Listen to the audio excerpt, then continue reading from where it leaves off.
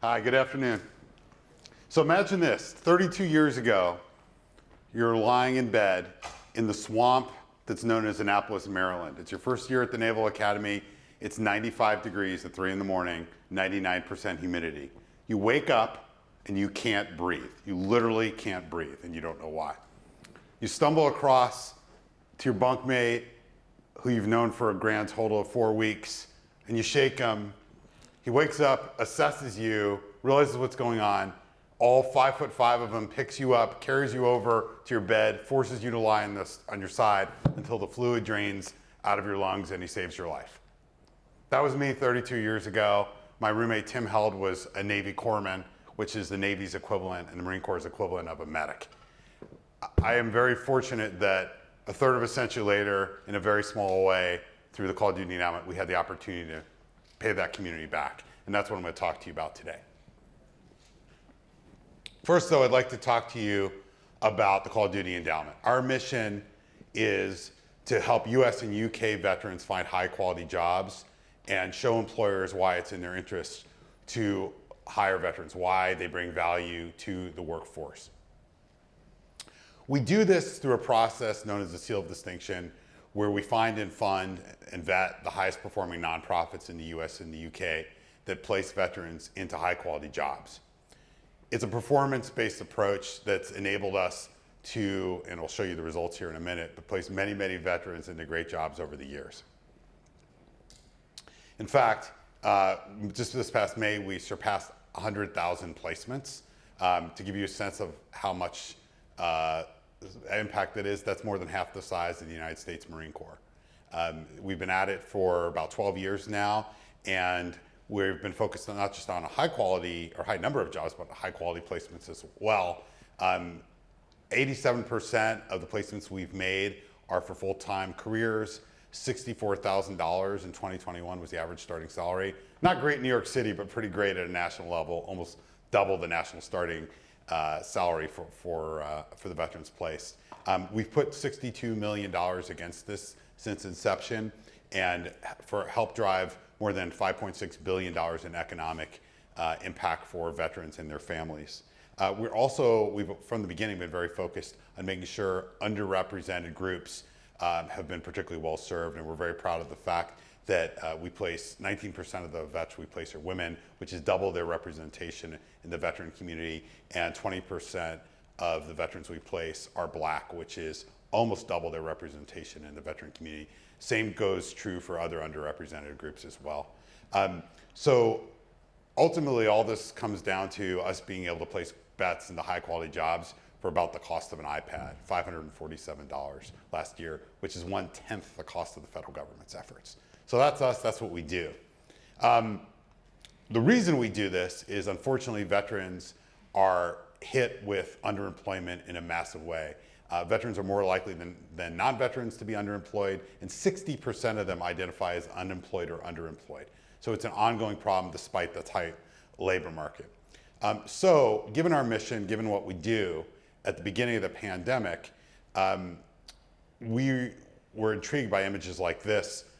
Anyone here from New York City? Anyone local? Okay, about half. I'm a New York boy myself, born here, live in LA. Some of you may remember the USNS, US Naval Ship Comfort, Navy's hospital ship, one of 2 hospital ships, coming here to New York to help in the early days of the pandemic to manage the overflow. Those Navy corpsmen, so the Navy's version of medics, who were aboard that ship, were capable of serving any medical need that the hospitals here couldn't handle. And the ship opened its ramps and was able to provide those services. The interesting thing that I'll get into here in a minute is, as soon as those hospital corpsmen take off their uniforms here in New York and in many other places, they lose pretty much all their medical status in the civilian medical community, which is kind of a bizarre thing. And we wanted to understand what was going on here. And we looked into it and we found this pretty striking statistic that was mentioned in the intro.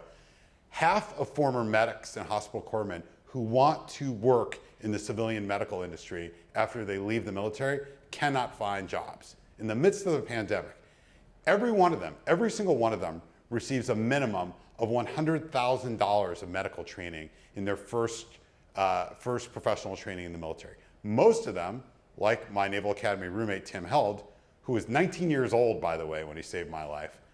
He was the old man in our company back then at 19. He was also a qualified X-ray technician.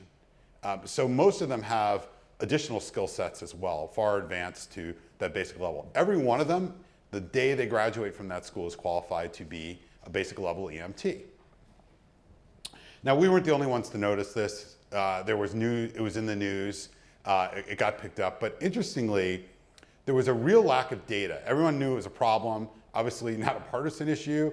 There was a real need for healthcare workers. It was striking that the governor of New York, the governor of California at the time, were calling for armies of volunteers. They were trying to bring retired medical workers out. I'm seeing a lot of heads nod. You remember, we're trying to bring people out of retirement, vulnerable populations, by the way, in some cases elderly folks, to come back and work. Meanwhile, they're ignoring this army that we had already, right? This army of actual medical workers that we estimate between 30 and 50,000 former medics and corpsmen who want to work in the healthcare industry who can't get jobs here.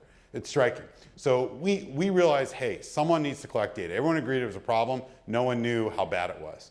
And in doing so, we decided to focus on one role, EMTs. And the reason was we knew every one of them was qualified to be an EMT at the most basic level.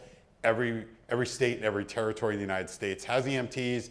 Everyone generally recognizes them. So it was a one standard role. We wanted to see what the challenge was with veterans who are qualified getting jobs in these roles. So we first decided that we wanted to launch a research effort, and you can see here kind of the elements.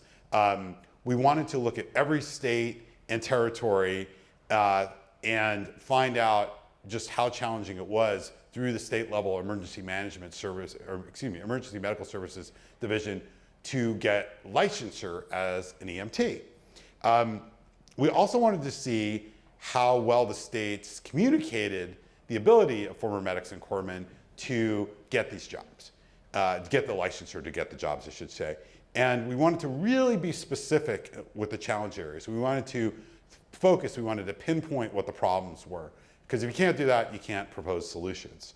And with that in mind, we wanted to make very specific recommendations for improvement and cite best practice examples. So that's what we set out to do. And what you see next is the results from this. So this is a map. Again, we looked at every US state and territory. Just to give you a sense, green means good to go. It's really easy for a medic or corpsman to get licensure as an EMT, no problems. And those requirements are well communicated. Yellow means it's pretty easy for them to get qualified, but it's not well communicated. It's very difficult. In many cases, there are states with one person who you have to get on the phone and go over your qualifications for to determine whether you're actually qualified. Really problematic. Orange are states where they actually levy additional requirements that are superfluous and really not necessary to be qualified as an EMT on top of what's really needed. So for instance, in Texas, they required these veterans to take courses on tort law. Why you need to know about tort law to ride in the back of an ambulance is a mystery to me. But there's many, many requirements that states have layered on. And in red, literally the states, and my state, California, is one of the worst. They basically give you no credit for your military service, none. They make you start over. So they make these folks who are not only educated, but deeply experienced. You're talking about medics and corpsmen who could patch together Marines in the Khyber Pass and inoculate villages and do all kinds of things, being told, you have to start over and take a class that any one of them probably could teach, right? That's a real problem. Those are the red states you see there. So we got very specific data. We built a database that's available to the public on every state, where to go, what the problem is, and recommendations. We also noticed really poor communications across the country. All the red states are states where the communication of the requirements to these veterans was just quite terrible. There's an opportunity to recruit them and bring them on board, and they can go to the trouble to actually update their websites and make it easy to figure out how you as a medic could become an EMT. 10 states were so ridiculous that they literally had requirements like this. You have to go back to the beginning of your military career, find the instructor for each medical training course you had, and get them to sign off on your training. That's how ridiculous it was. It was basically impossible. So you can imagine you're one of these medics or corpsmen who's, has these incredible skills, how disconcerting, how annoying this can be to the point where they say, you know what, I'm going to go do something else. And that happens a lot too. Just thrown away years of training and experience at a time when this country desperately, and you could argue the world desperately needs these skills. Worst of all, I'm going to start, blame starts at home. California, the most vets of any state in the country. The two counties in California with the most veterans, Los Angeles and San Diego County, are the worst. They don't even mention a military pipeline at all on their websites. It's really, really bad. Okay, so I told you what's bad. What can be done about it? So we came up with 3 very simple recommendations that every state and territory can adopt. 1, these folks need to have a current National EMT Registry certification. This is a civilian certification for EMT. Not a problem. For instance, the Army requires every medic before they graduate their basic level of medic training to actually have this certification. They have to pass it or they don't get to become a combat medic, as an example. So this is a very reasonable request of veterans, a very reasonable request for the state. It's a national civilian medical standard. 2, they have to be able to provide a DD-214, that's your discharge papers, that show they were a medic and honorably discharged. 3, they have to undergo a state level background check. That's it. That's all that should be required for us to unlock tens of thousands of these veterans to be able to come work in our desperately needed healthcare community, or healthcare community that desperately needs qualified workers, especially in rural and urban areas where staffing, for example, ambulance companies is a real problem right now. Okay, so that's the policy stuff. And I wanted to dig into it for a few minutes to show you the work we did on that to make sure we were really deep on this issue. Now, how does this apply to gaming? This is the second part of the talk. I want to talk about our integrated marketing campaign, marketing and communications plan that we launched to create awareness about this, but also raise funds to make a difference. Our approach took 2 parts. One was storytelling, the other part was in-game integration. So first, I'll tell you a little bit about the storytelling.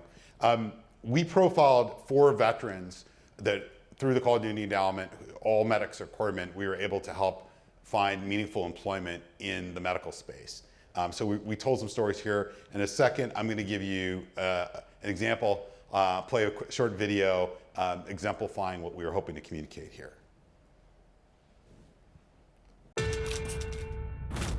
Our big thing about military medics, every single one of them are concerned about your health and your livelihood, and we will jump in if we need to save your life, but we are highly skilled, and we can also do a lot of things beyond our job description.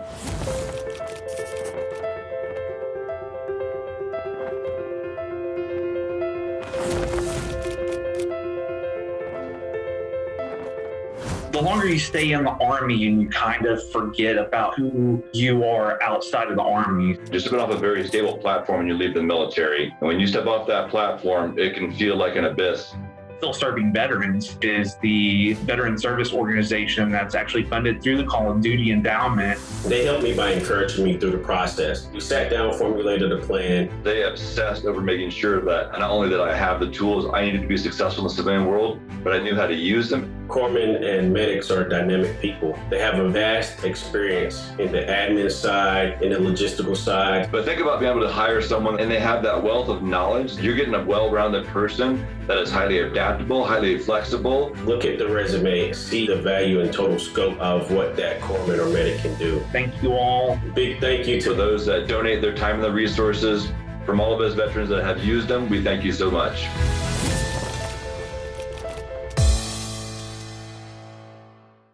So this reflects the work we did with the Call of Duty franchise in storytelling.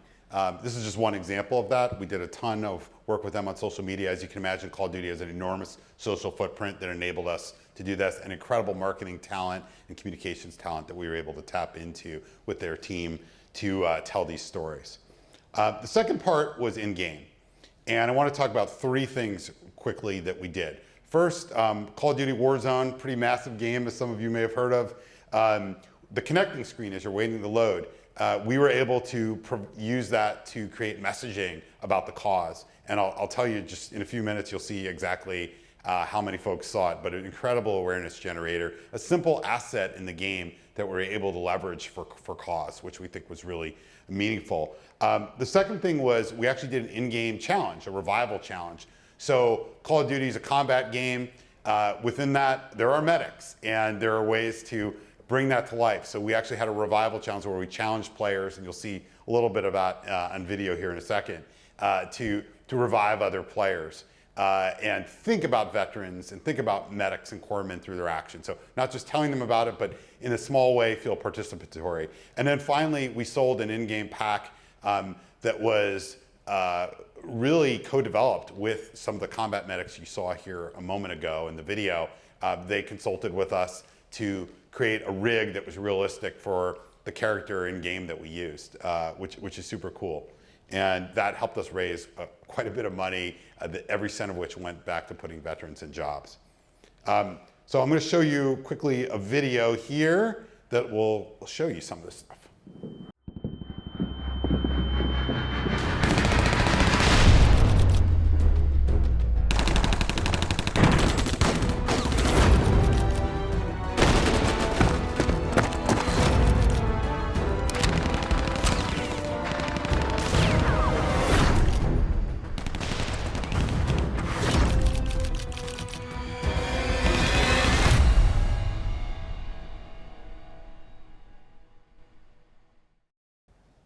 So that just shows you an example of what was going on in game with the Revival Challenge.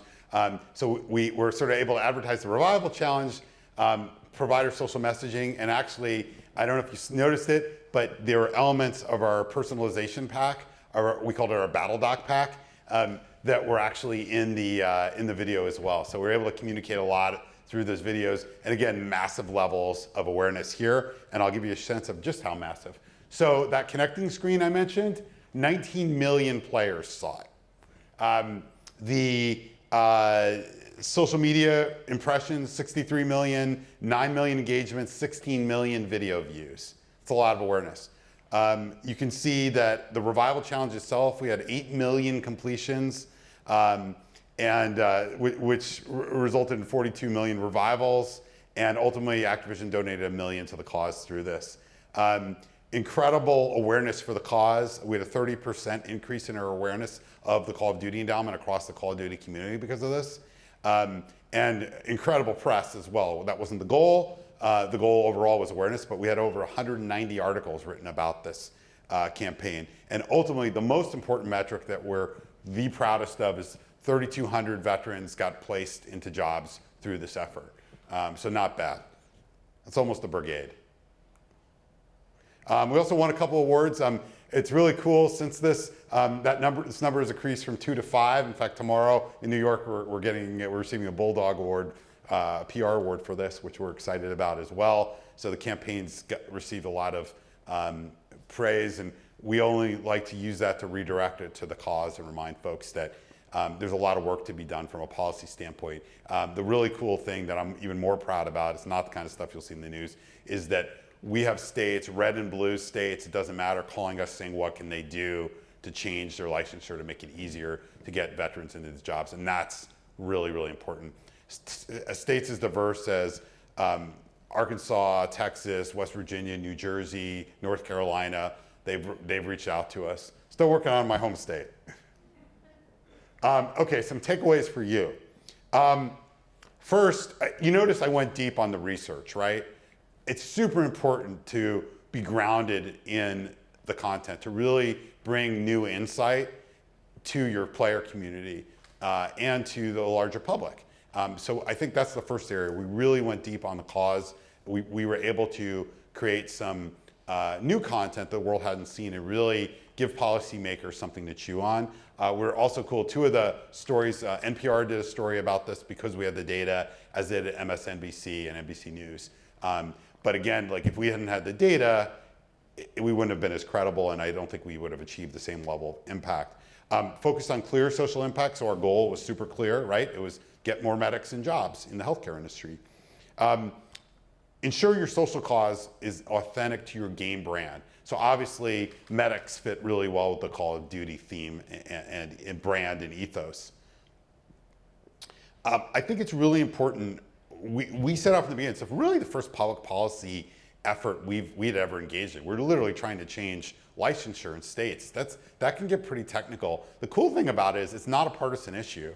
It's something that there's really no downside. Oftentimes when I talk to legislators, they'll ask me, I don't understand, what's the downside? Why doesn't this happen? And it's been really a lack of awareness. Why? Because there's no downside. There's not even a cost. It's a simple change to licensure rules in states. And we had a simple prescription that was cost neutral and nonpartisan. So that helps a lot. And then finally, and I think perhaps most importantly, you have to think about the assets that you have in your franchise and your game ecosystem you can use, like the connecting screen. We've never used that before in this kind of way. There's lots of assets in a gaming franchise that can be brought to bear. So that's it. Thanks so much.